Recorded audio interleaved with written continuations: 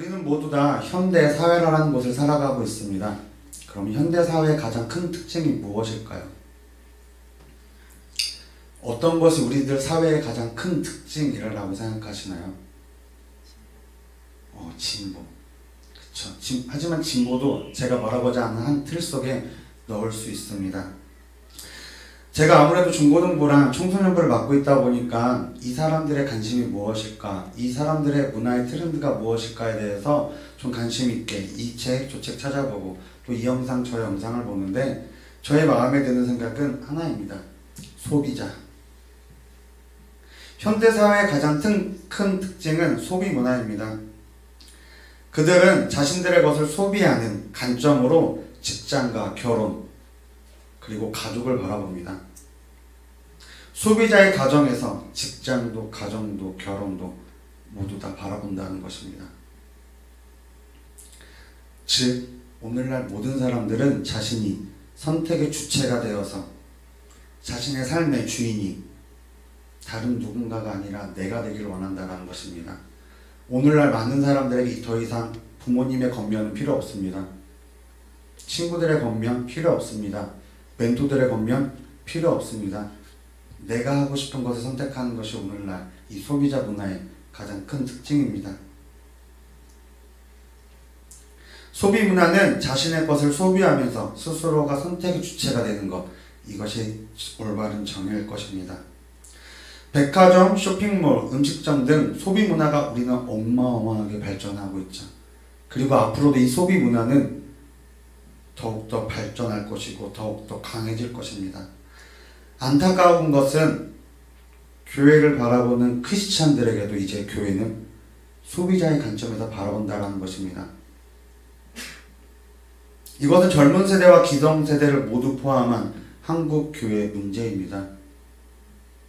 수많은 크리스찬들이 하나님의 부르심보다 자신의 선택을 우선시합니다. 수많은 크리스찬들이, 아니 어쩌면 저와 여러분들 중 여러분들도 하나님의 말씀보다 나의 가치를, 나의 선택을 우선시하고 있지 않나요?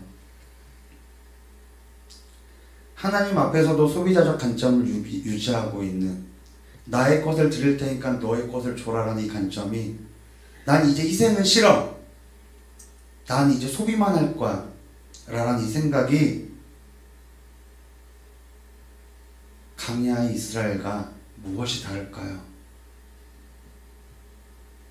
소비 문화가 강해지면 강해질수록 교회에 헌신하려고 하는 사람이 줄어듭니다. 교회는 당연히 희생해야 되는 것이라는 것을 너무나도 잘 알고 있기 때문에 소비자적 생각으로, 소비자적 관점으로 교회를 다니는 사람들은 당연히 썬데이 크리스찬밖에 될 수가 없겠죠. 자신의 삶을, 자신의 시간을, 자신의 능력을 그곳에 희생해야 하는 것이 그들에게는 너무나도 어려운 것이기 때문이죠. 혹시 우리는 이러한 것들을 거부하고 있는 그런 소비자적 관점으로 교회를 다니고 있지 않나요? 나는 소비자라는 생각으로 하나님을 믿고 있지 않나요? 경제학자들은 2021년 6월에서 7월 사이에 백신 접종이 어느 정도 마무리가 되면은 이 한국 사회에 한 가지 큰 폭발이 발생할 거라고 합니다. 바로 충동적 소비적 성향입니다.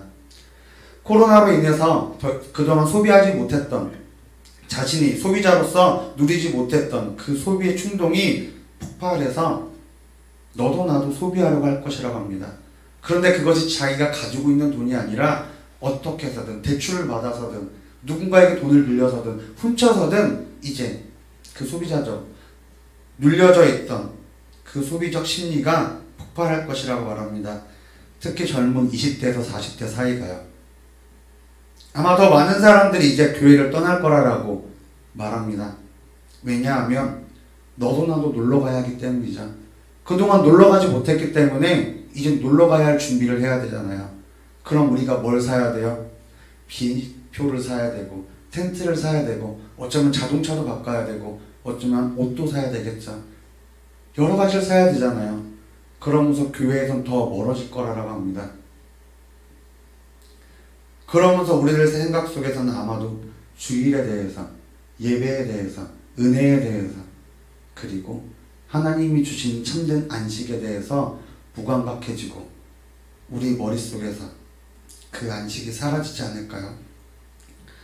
오늘날 마귀는 우리의 이러한 소비 문화를, 소비자라는 입장에서 모든 것을 보게 하는 것으로 우리를 유혹합니다. 그리고 너무나도 많은 사람들이 내가 지금 하나님을 소비자적 관점으로 보고 있는지조차도 생각하지 못하도록 우리들의 마음을 무감각하게 했습니다. 하나님을 단순히 소비하려고 하는 강야의 이스라엘이 자신의 선택으로, 하나님이 그들을 선택하고 부르신 것이 아니라 내가 하나님을 선택했다라는 믿음, 그리고 언제든지 하나님이 나에게 만나를 주시지 않고 메추라기를 주시지 않고 바다를 가르치지 않고 마라의 쓴물을 단물로 바꾸시지 않으면 언제든지 애국을 선택하겠다라고 하는 그들의 모습이 꼭 우리와 닮아 있지 않나요? 아니 우리가 오히려 그들을 닮은 것 아닐까요? 우리가 생각하는 안식은 심이라는 개념이 강합니다. 그래서 청년이나 청소년들은 이 안식을 왜 우리가 주일을 지켜야 하나요? 라고 하면서 하나님은 분명히 창조 그때 일곱째 날 쉬셨는데 왜 우리는 쉬면 안 돼요? 왜 우리는 교회에 나와야 돼요? 왜 우리는 교회에 나와서 희생해야 되냐라고 말합니다. 그런데 안식은 쉼이라는 그 개념이 과연 성경적일까요? 오늘 본문 4장 10절은 이렇게 말합니다. 이미 그의 안식에 들어간 자는 하나님이 자기의 일을 쉬신가 같이 그도 자기의 일을 쉬느니라. 잘 들어보세요. 그의 안식에 들어간 자는 하나님이 자기의 일을 쉬신가 같이. 우린 여기서 하나님이 자기의 일을 쉬셨다라고 하셨잖아요. 다시 말하면 하나님의 일을 쉬셨다라는 거예요. 하나님의 일을요. 우리는 우리의 일을 쉰다라는 거예요. 우리가 좀 더 안식에 대해서 알려면 창세기 2장 3절을 읽어야 되는데 우리 이 말씀 띄워주시겠어요? 창세기 2장 3절 다 함께 한번 읽어보겠습니다. 하나님이 그 일곱째 날을 복되게 하사 거룩하게 하셨으니 이는 하나님이 그 창조하시며 만드시던 모든 일을 마치시고 그 날에 안식하셨음이니라. 우리가 여기를 잘 읽어보면요, 그 창조하시며 만드시던 모든 일이라고 하셨어요. 이것을 히브리어로 다시 번역하면 하나님이 창조하시던 일을 모두 마치셨다라는 의미예요. 그래서 오늘 본문 4장 10절은 우리에게 이렇게 말하는 거예요. 하나님이 창조하시던 그 일을 마치시고 너희를 구원하려고 하는 일을 시작하셨듯이 오늘 우리의 일을 멈추고 하나님의 일을 시작하라는 것입니다. 하나님은 6일 동안 이 세상을 창조하시고 일곱째 되는 날 그 창조하시던 일을 마치셨습니다. 하나님은 7일째 모든 일을 멈추신 것이 아니라 창조하시던 일을 다 마치신 것입니다. 우리가 조금만 생각해보면 이것을 이해하기 쉬운데요. 하나님은 7일째 그때부터 침묵하셨나요? 하나님이 쉬고 계셨나요? 아담이 혼자 있는 것을 보고 그가 외로워하는 것을 보고 그의 갈비뼈를 치하셔서 아담을 만들어 주셨어요. 그리고 그가 하나님이 맡기신 일을 감당하게 하도록 하기 위하여 그에게 지혜를 주시고 그에게 능력을 주시고 또한 그가 선악과를 먹으면 안 된다라는 것을 그에게 다가와서 가르쳐 주셨어요. 그리고 하나님은 동산에서 아담과 하와와 함께 거닐면서 그들에게 사랑을 부어주셨어요. 하나님은 7일째부터 우리를 향하신 사랑을 쏟아 붓고 계신 거예요. 우리를 위한 일을 하고 계신다라는 거예요. 그리고 그 일의 정점이 바로 예수 그리스도라는 것입니다. 이것을 섭리라고도 하고 또 재창조라고 말하기도 합니다. 그러므로 성경에서 말하는 안식은 우리의 일을 멈추고 하나님의 일을 시작하는 날로 생각해야 하는 것입니다. 일주일에 한 번 우리는 이 자리에 모여서 예배를 드리죠. 일주일 동안 우리는 우리의 일을 하는 거죠. 하지만 오늘 멈춰서서 우리는 다시 하나님의 일을 하는 것입니다. 그런데 우리는 이걸 잘못 생각해가지고 월요일서부터 토요일까지는 우리의 일을 하면 된다고 생각하는데 그것이 아니라 주일에 다시 한번 되돌이키라는 것입니다. 회개하라는 것입니다. 지난 일주일간 월요일서부터 토요일까지 나의 일을 했음을 회개하고 하나님이 일을 하지 못한 영역에서 다시 하나님이 일을 하겠다라고 결단하라라는 것입니다. 우리가 안식에 대해서 조금 더 이야기해 보겠습니다. 히브리서는 안식이라는 단어를 터가 있는 선, 하늘에 있는 것, 본향으로 묘사하고 있습니다. 이러한 설명은 안식이 장소이면서 상태를 가리키기도 합니다.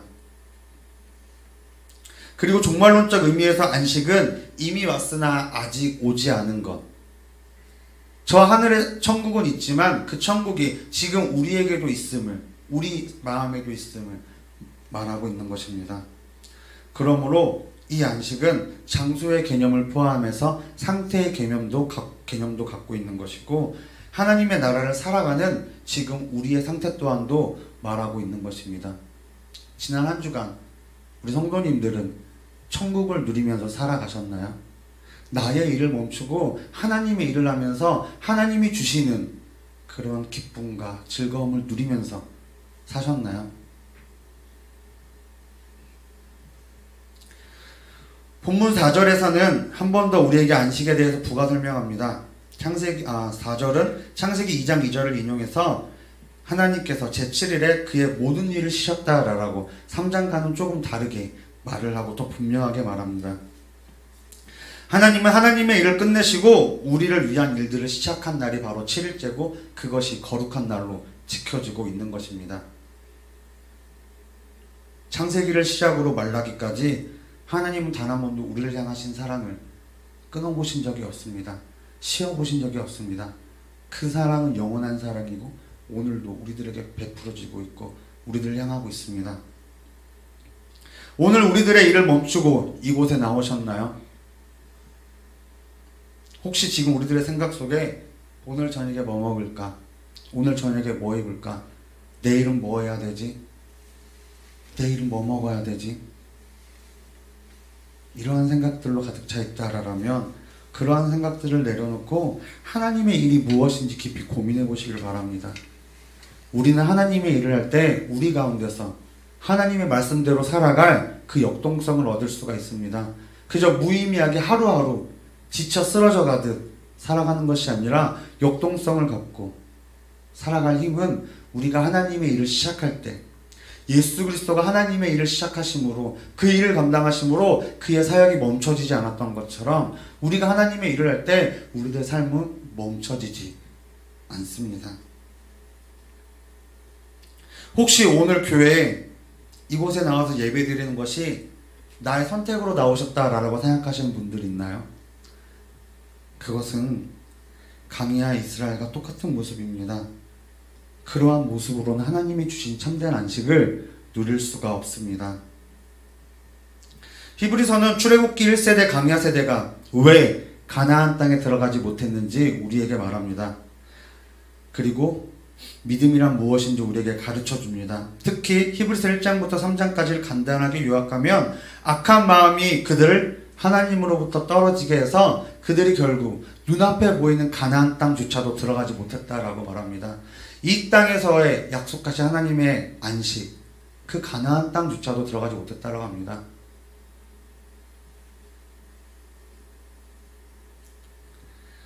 오늘 본문은 우리가 왜 하나님의 영원한 안식을, 참된 안식을 누리지 못하는지 설명합니다. 하나님을 믿지 않는 마음이 오늘 우리가 하나님의 안식에 들어가지 못하게 한다라고 말합니다. 또한 믿음과 삶을 결부시키지 못하는 우리들의 마음이, 저와 여러분들이 우리들의 일을 멈추지 못함으로 하나님의 안식에 들어가고 있지 못하다라고 오늘 성경은 말하고 있는 것입니다. 그리고 그러한 마음 속에는 우리는 소비자라는 생각으로 하나님을 믿고 있는 것,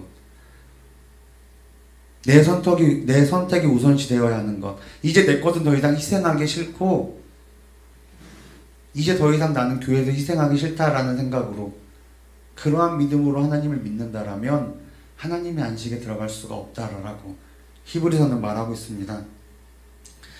그래서 1절은 우리에게 이렇게 말합니다. 그러므로 우리는 두려워할지니 그의 안식에 들어갈 약속이 남아있을지라도 너희 중에는 혹 이르지 못할 자가 있을까 함이라.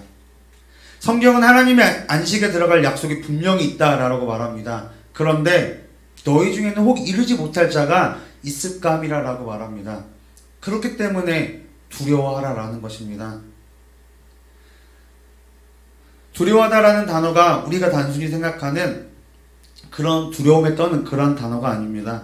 헬라어 포베오로라는 단어는 수동적인 두려움을 말합니다. 그리고 이것을 의역하면 경외입니다. 우리가 경외에 대해서 조금 어렵게 생각하시는데요. 제가 좀 쉽게 설명해 드릴게요. 등산가들이 산을 오르기 전에 모든 장비를 다시 한번 점검해보고 한 번씩 테스트해보고 그것을 착용하고 일부분 조금 올라가 본 뒤에 완전히 점검을 합니다. 그리고 나서 내려놓고 다시 한번 점검해보고 최소 3번 정도는 이 모든 장비를 점검하고 그 산에 올라간다고 합니다. 오늘 하나님이 말하시는 두려움은 바로 이것입니다. 경외라는 것은 하나님의 안식에 들어갈 준비를 하라는 것입니다. 오늘 이 두려움은 산에 올라가기 전 장비를 점검하는 그런 마음으로 하나님의 안식에 들어갈 준비를 하라는 것입니다. 다시 말하면 우리의 일을 멈추고 하나님의 일이 무엇인지 묵상하고 생각하고 찾으라 하는 것입니다. 오늘 하나님의 일이 무엇인지 생각해 보신 적 있나요? 내가 지금 해야 할 하나님의 일이 무엇인지 고민해 보신 적 있나요? 오늘 성경은 우리에게 그것을 고민해 보라는 것입니다. 지금 내가 해야 할 하나님의 일을요. 준비하라는 것입니다. 그 안식에 들어갈 준비를. 2절은 강야의 세대가 하나님의 안식에 들어가지 못한 이유를 구체적으로 설명합니다. 그들과 같이 우리도 복음 전함을 받은 자이나 들은 바 그 말씀이 그들에게 유익하지 못한 것은 듣는 자가 믿음과 결부시키지 아니함이라. 다시 말하면 그들은 두려워하지 않았다라는 것입니다. 내가 가나안 땅에 들어갈 수 있을까? 그들은 두려워하지 않았습니다. 아니, 아예 들어갈 생각조차도 하지 않았죠.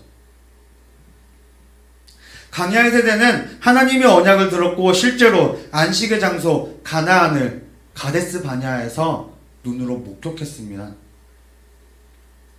그런데 그들은 가나안 땅에 들어가지 못했습니다.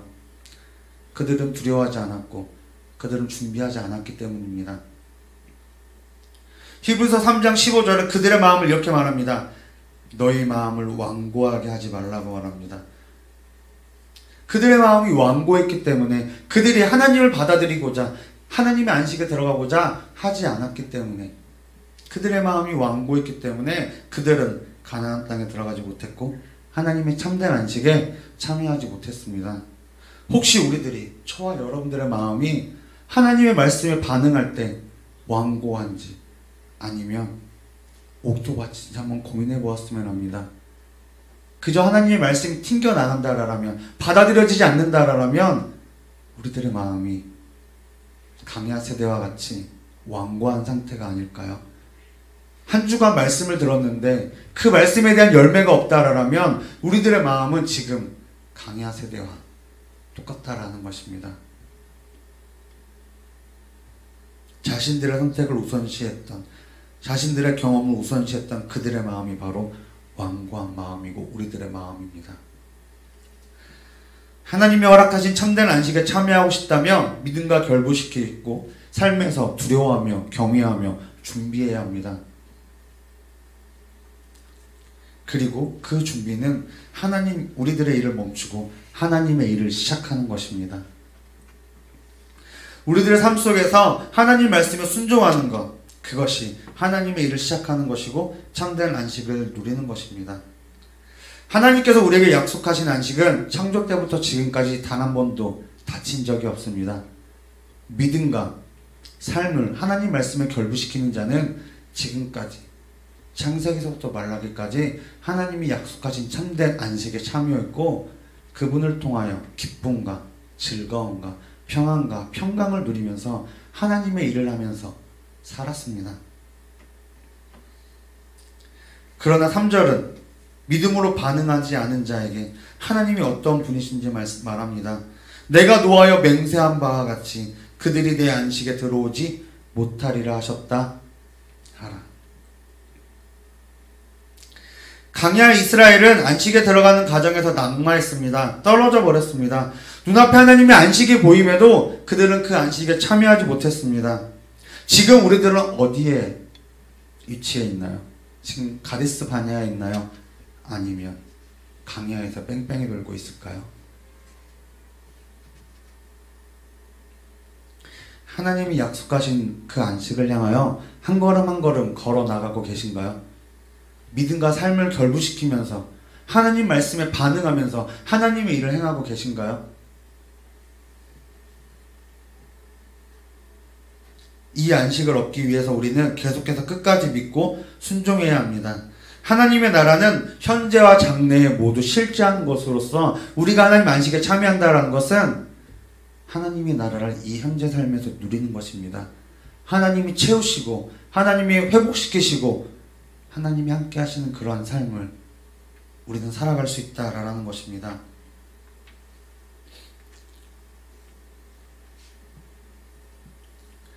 강야 이스라엘은 하나님을 시험하는 것으로 불순종하였습니다.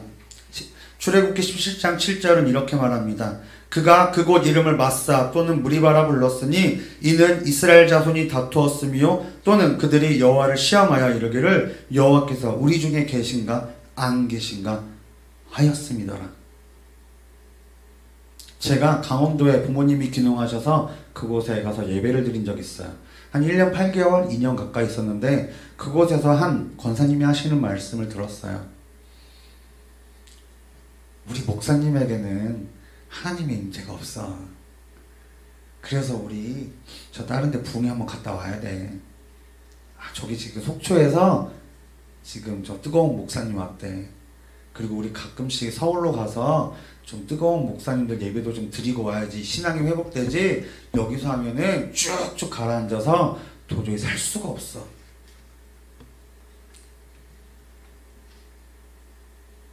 지금 이 사람의 말이요, 이 권사님의 말이 하나님이 계신가 안 계신가 시험하였다라는 거예요. 오늘 우리들의 신앙에는 그런 마음이나 그런 입술이 없나요? 민수기 14장 22절은 또다시 이렇게 말합니다. 내 영광과 애국과 강야에서 행한 내 이적을 보고서도 이같이 10번이나 나를 시험하고 내 목소리를 청종하지 아니한 그 사람들을 10번이나 이렇게 했대요. 그래서 결국 그들은 강야에서 40년 동안 뺑뺑이를 돈 거예요. 하나님이 계신가 안 계신가 시험하였기 때문에요. 오늘 이곳에 있는 여러분들의 마음속에, 생각 속에 지금 하나님이 임재하지 않아. 누구 때문이야? 누구 때문이야? 아직 하나님의 은혜가 느껴지지 않아 라고 생각하시는 분들, 저도 그런 마음 가져본 적 있어요. 괜찮아요.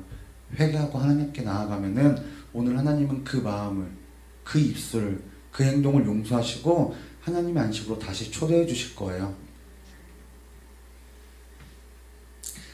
아멘 소리가 잘못 나가서 누구 목소리인지 들리면 목사님이 오해하실 수도 있으실 것 같은데요. 혹시 오늘 우리에게 이러한 마음이 있다면 빨리 뉘우치고 하나님께 돌아서시기 바랍니다. 우리는 두려워해야 합니다. 그리고 준비해야 합니다. 하나님의 안식에 참여하기 위해서. 사실 오늘날 우리는 강야 이스라엘보다 더 타락한 것 같다라고 생각이 들어요. 왜냐하면 사실 우리는 이 풍요로운 세상 때문에, 풍요로운 삶 때문에 하나님의 이름을 구하지 않고 있지 않나요? 하나님 도와주세요. 하나님 도와주세요. 지금 하나님의 은혜가 필요해요. 하나님 지금 역사하지 않으면 내 가족이 죽어가요. 내 친구가 죽어가요. 내 친척들이 죽어가요. 내 직장 동료들이 죽어가요 라고 하나님의 도우심을 구해본 적 있으신가요? 하나님의 일을 해야 되는데 하나님의 일을 하지 않으니까 하나님의 도우심을 안 구하는 거 아닌가요? 강야 이스라엘과 우리는요, 저도 마찬가지예요. 조금도 다를 바가 없어요. 하나님을 구하지 않는 모습은 너무나도 안타까운 모습이에요. 그리고 하나님 오늘 그런 우리 세대를 향해서, 우리를 향해서 애통하고 계세요. 하나님을 찾지 않는 우리들을 향해서 하나님은 지금 마음을 찢고 계세요. 나 좀 찾아봐. 나 좀 구해봐. 내가 너와 함께 해줄게. 내가 너와 함께 해줄게 라고 말씀하시는 분이 하나님인데, 지금 우리는 삶 속에서 하나님을 구하지 않고 하나님을 찾지 않기 때문에, 아니 우리가 하나님의 일을 하고 있지 않기 때문에 그저 이 풍요로운 세상을 누리는데 우리는 전심전력으로 달려나가고 있지 않나요? 하나님을 우상대하듯 믿었던 강야 이스라엘과 우리가 똑같지 않나요? 나의 필요만을 채워주는 그런 하나님의 일 때문에 우리를 도와주시는 것이 아니라 나의 필요 때문에 믿는 것이 하나님이라면 하나님을 망령되이 부르는 것이고, 하나님을 우상처럼 대하고 있는 것입니다. 저와 여러분들의 삶 속에 그런 마음이 있다라면 속히 돌이키고 회개하길 바랍니다.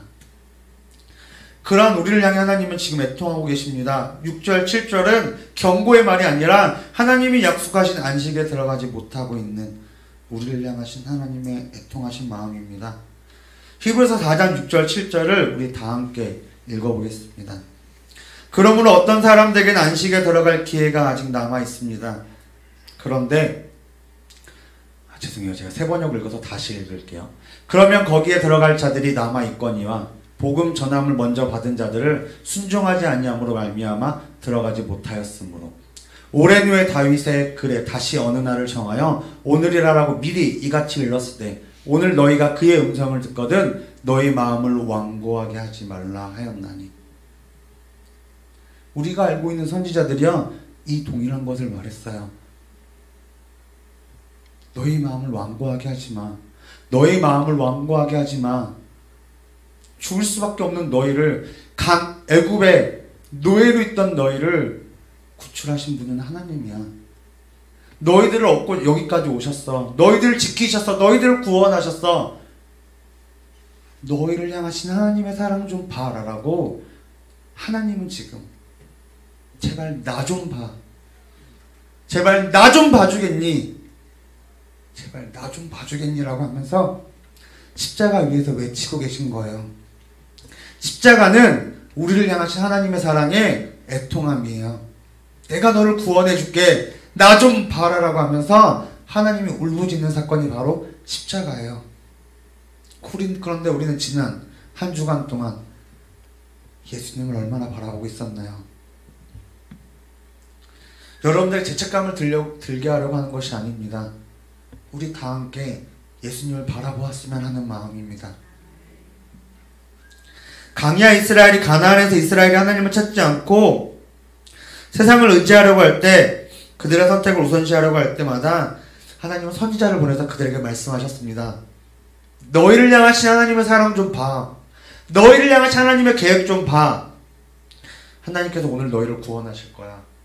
하나님께서 너희를 통하여 새 일을 행하실 거야 라고 하나님은 말씀하셨고 오늘도 그렇게 말씀하시고 계십니다.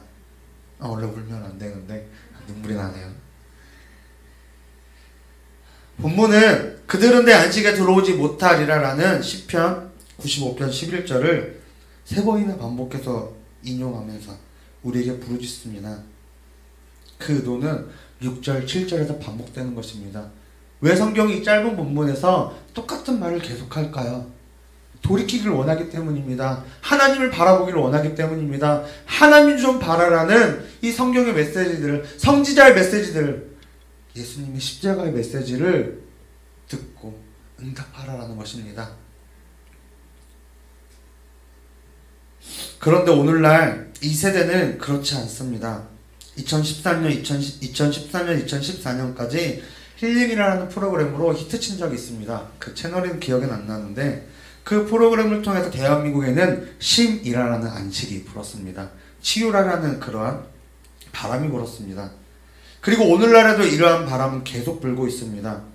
사람들은 안식을 찾기 위해서 방황합니다. 여행을 가고 헬스장을 가고 PC방을 가고 게임을 하고 술을 먹고 친구들을 만나고 얼마나 타락했냐라면요, 이제는 그 마약이 대학가에도 들어갔다라고 합니다. 돈만 있으면 대학가에서, 서울 대학가에서는 마약도 구할 수 있대요. 그 마약으로 자신이 누리지 못하고 있는 이 안식을 얻으려고요. 환각 상태에서 모든 걸 잊어버리고 모든 문제들을 잊어버리고 모든 문제들을 잊고 싶어서 게임을 하고 술을 먹고 마약을 하고 바람을 피고 간통을 저지르고 여행을 가고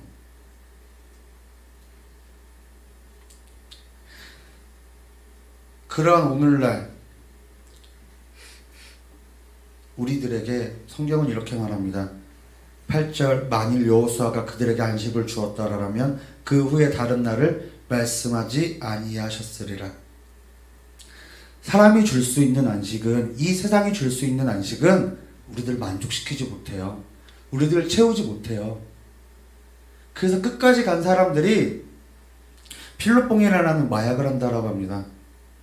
그런데 그 필로뽕이라는 마약은요, 조금 먹으면 12시간 동안 성관계를 할 수 있다고 합니다. 많이 먹으면 24시간이요. 그렇게 해서 자신의 문제를 잊고 싶어 한다고 합니다. 그 12시간 동안 24시간 동안 안식을 얻고 싶다고 합니다. 그리고 이걸 한번 경험한 사람들은 약물로도 치유로도 치유될 수가 없다고 합니다. 그리고 이걸 한번 경험한 사람은 그걸 경험한 사람들끼리만 결혼할 수 있다고 합니다. 오늘날 세대가요, 점점 더 타락해져 가고 있어요. 점점 더 강한 마약을 만들어내고 있어요. 지금 태국에서는요, 더 강한 마약들이 나와서 잘못하면 사람들이 그 마약에 취해서 죽는다고 합니다. 환각 상태에서.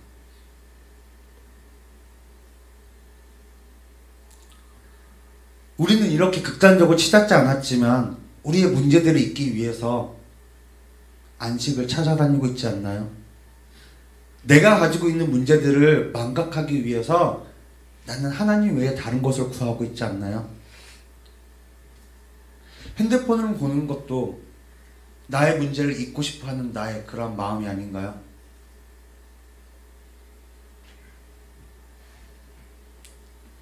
하나님이 주시는 안식이 아닌 다른 안식을 찾아 방황하는 우리를 향해 오늘 하나님은 애통하고 계십니다. 예레미야 애가서에는 유다를 향한 하나님의 애통함이 가득합니다. 예레미야 선지자는 하나님을 대신하여 유다 백성을 위해 울었습니다. 그리고 예수님이 십자가에 매달리셨을 때 그 예수님 때문에 울고 있는 그 여인들을 향하여 뭐라고 말씀하셨나요? 나를 위해 울지 말고 너희 세대를 위하여 울라라고 하셨습니다. 하나님의 일은 점점 더 타락해져 가고 있고 점점 극단으로 치닫고 있는 이 나라를 향해서 예레미야 선지자처럼 울라라는 것입니다. 애통하라라는 것입니다. 기도하라라는 것입니다. 우리 함께 다른 안식, 다른 유식, 다른 완전함을 찾지 말고 하나님을 신뢰하면서 우리를 위해 죽으신 예수 그리스도를 바라보시길 바랍니다. 그분 안에 우리의 모든 문제에 답이 있습니다. 하지만 아무리 이렇게 외쳐도 우리의 마음은 완악해서 또 돌아서면 또 다른 안식을 찾죠. 그렇기 때문에 우리가 가장 먼저 해야 될 것은 우리가 죄인이라는 사실을 인정하는 것입니다. 내가 하나님의 은혜를 필요로 한다는 사실을 인정하고 하나님 앞에 나아가는 것입니다. 그런데 히브리서 3장은 이렇게 말합니다. 은혜의 보좌 앞으로, 하나님의 보좌 앞으로 나아갈 때 필요한 것은 너희들의 힘도 너희들의 능도 아니라 오직 예수 그리스도의 공로라고요. 하나님의 일을 하고 싶으신가요? 그러면 나의 준비는 필요 없어요. 내가 가지고 있는 돈, 내가 가지고 있는 능력은 필요 없어요. 하나님은 내가 가지고 있는 포텐, 잠재력을 폭발시키실 수 있는 분이에요. 나이가 많다고 걱정하지 마세요. 하나님은 우리가 가지고 있는 잠재력을요, 그 누구도 생각하지 못한 방법으로 터뜨리실 수 있는 분이에요. 이 세상을 오늘날 젊은 세대의 말로는 캐리할 수 있는, 해결할 수 있는 사람들이 될 거예요.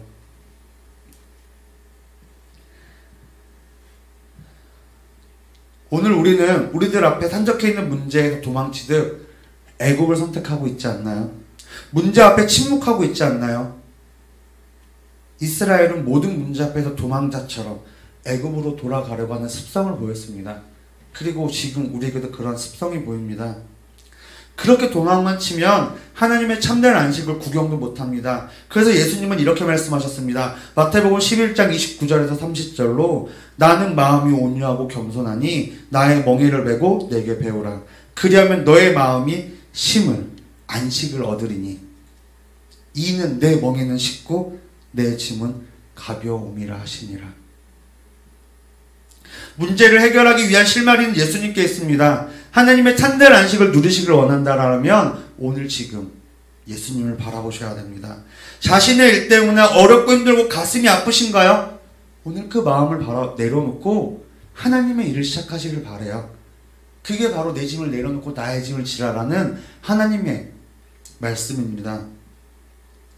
나의 일을 멈추고 하나님의 일을 시작하시길 바랍니다. 나의 문제에 집중하지 말고 하나님의 일에 집중하시길 바랍니다. 그럼 하나님의 일은 정확하게 무엇일까요? 우리는 왜 이 세대를 향하여, 이 세상을 향하여 예레미야 선지자처럼 펑펑 울어야 될까요? 애통해야 될까요? 요한복음 3장 15절은 하나님의 일이 무엇인지 우리에게 분명하게 말합니다. 이는 그를 믿는 자마다 영생을 얻게 하려 하심이니라. 다시 말하면 하나님은 지금 구원을 이루시고 싶어 하십니다. 하나님의 일은 구원하는 것입니다. 하나님의 목적, 하나님의 일은 저와 여러분의 구원, 그리고 옆 사람의 구원, 자녀들의 구원, 친척들의 구원, 직장 동료들의 구원을 하나님은 원하십니다. 그 사람들을 구원하는 것이 바로 하나님의 일입니다.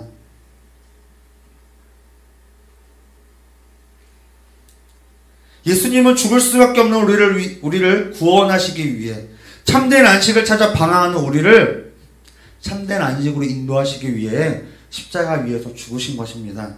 우리가 하나님의 일을 할 때 하나님은 우리의 일을 해결하십니다. 예수님께서 죽으신 이유는 우리가 하나님의 백성이 되어서 하나님이 우리의 일을 하도록 하시기 위한 그러한 다리를 놓는 것입니다. 우리들의 일 때문에 고민하지 마시길 바랍니다. 자녀들의 구원 때문에 어려워하지 마시길 바랍니다. 직장의 문제 때문에, 관계의 문제 때문에 슬퍼하지 마시길 바랍니다.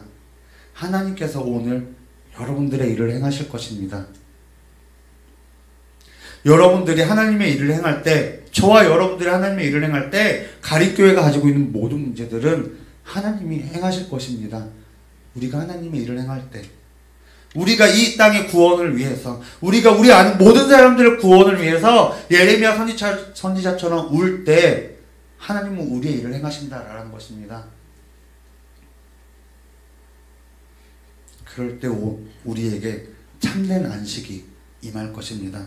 그 참된 안식은 은혜의 보좌이고 구원의 자리이며 우리가 은혜의 통로가 되고 구원의 통로가 되고 축복의 통로가 되는 그러한 자리입니다. 우리는 오늘 참된 안식을 누리기 위해 하나님의 일에 힘써야 합니다. 4장 11절 그러므로 우리가 저 안식에 들어가길 힘쓸지니 이는 누구든지 저 순종하지 아니하는 본에 빠지지 않게 하려 함이라. 들어가길 힘쓸지니는 전심전력으로 그 안식에 참여하라는 것입니다. 우리가 하나님의 일에 집중할 때 우리는 전심전력으로 그 일에 하나님의 일에 참여하라고 할 때 우리는 그 안식에 참여하게 되는 것입니다. 우리가 조금이라도 틈을 보이면 사단이 그 틈을 뒤집고 우리를 유혹하기 때문에 하나님은 계속해서 우리에게 전심전력으로 하나님의 일에 동참하라고 말씀하시는 것입니다. 항상 기뻐하라, 쉬지 말고 기도하라, 범사에 감사하라, 이 말 또한도 사단 악한 마귀가 우리를 우는 사자와 같이 삼키려고 하기 때문에 두려워하라, 준비하라라는 이 말씀 안에서 말씀하신 것입니다. 그렇기 때문에 우리는 말씀을 읽는 것과 기도에 힘써야 합니다. 하나님의 일을 하기 위해 가장 근본이 되는 것이 말씀과 기도이기 때문입니다. 그렇기 때문에 우리는 수요 성서 연구와 금요 차례에 나오기를 힘써야 합니다.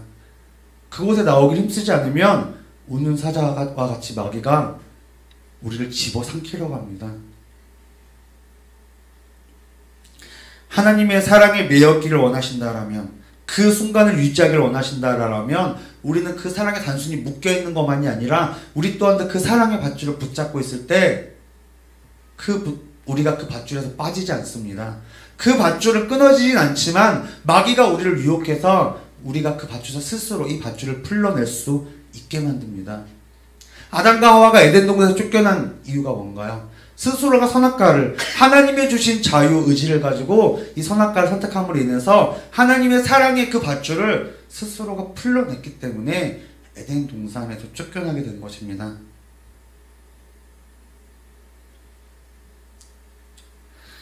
12절에서 13절은 오늘 본문에서 굉장히 특별합니다. 누군가에게는 하나님의 은혜를 가리키는 용어이지만 누군가에게는 심판의 용어로 들리는 단어이기 때문입니다. 12절의 첫 번째는 하나님의 말씀은 활력이 있고 라고 말합니다. 하나님의 말씀은 죽어있지 않고 살아있습니다. 그렇기 때문에 하나님을 행하는 자에게 하나님의 말씀은 엄청난 능력이 있습니다. 하나님의 일을 행하는 자에게 하나님의 말씀은 하나님의 능력이 나타나는 그런 도구입니다. 또한 하나님의 말씀이신 예수 그리스도가 함께하는 것을 나타내기도 합니다. 예수님이 우리와 함께 하시기를 원하신다라면 은혜가 약속된 자리로, 그 말씀이 있는 자리로 나아가시길 바랍니다. 그곳에서 우리는 이 살아있는 하나님의 말씀을, 능력 있는 하나님의 말씀을 경험할 수 있게 됩니다. 하나님의 일을 하는 자는 생명력이 있기 때문에, 살아있는 하나님의 말씀이 있기 때문에 황무지와 같은 그 땅에 생수가 솟아나게 하고 열매가 맺게 할 수 있게 됩니다. 생명이 살아 숨쉴 수 있게 할 수 있다라는 것입니다. 두 번째는 좌우의 날선 어떤 검보다도 예리한 좌우의 날선 어떤 검은 그 당시 이 히브리서가 기록될 당시에는 한쪽 칼만 세웠습니다. 그것이 보편적인 칼이었습니다. 그런데 오늘 이 히브리서에서는 좌우의 날선 어떤 검이라고 말합니다. 특별한 검을 가리킵니다. 이 세상에서 볼 수 없는, 하나님만이 가지고 있는 가장 큰 살상력을 가지고 있는, 파괴력을 가지고 있는 칼을 가리키는 것입니다. 하나님의 말씀은 우리가 생각하는 것보다 더 거대합니다. 어마합니다. 우리들이 생각하지 못할 정도로 하나님은 그 일을 행하실 수가 있습니다. 세 번째, 혼과 영과 및 관절과 골수를 찔러 쪼개기까지 한다라고 말하는데, 이 혼과 영은요 더 이상 쪼갤 수 없는 상태를 말합니다. 또 관절과 골수는 뗄래야 뗄 수 없는 상황입니다.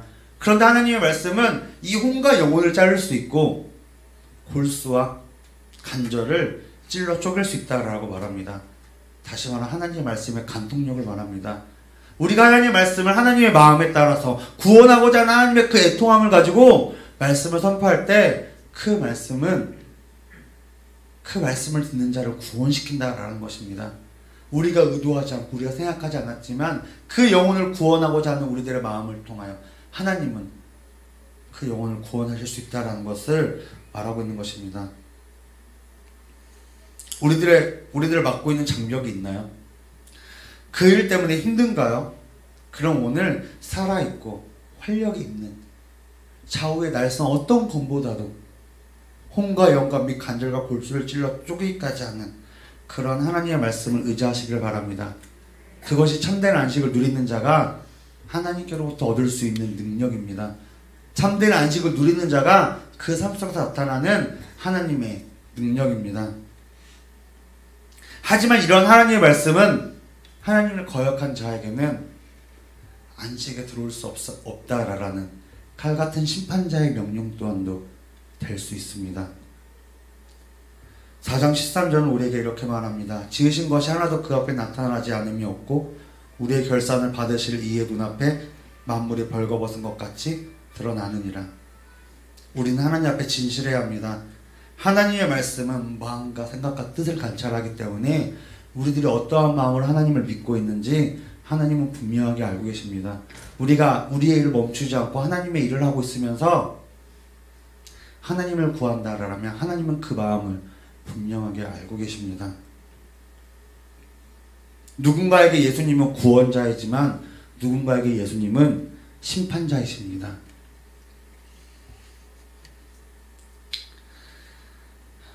오늘 우리가 들어가야 할 안식은 은혜의 보좌이고 구원의 자리입니다. 은혜의 보좌 앞으로 나아갈 수 있는 길은 예수 그리스도의 공로를 의지하는 것입니다. 자복하고 회개할 수 있는 이유도 우리는 예수 그리스도입니다. 그분이 이미 우리에게 용서를 선포하셨기 때문에 우리는 머뭇거리지 않고 구원의 보좌로, 그 참된 안식의 보좌로 나아갈 수 있는 것입니다. 하나님께서 우리에게 약속하신 안식은 회개의 자리로부터 시작합니다. 주님, 제가 강야 이스라엘과 같았습니다. 그 고백을 통하여 우리도 하나님의 안식에 들어갈 준비를 시작하는 것입니다. 사순절의 시작은 제2수요일이라고 합니다. 제2수요일의 의미는 다시 시작하는 것을 의미합니다.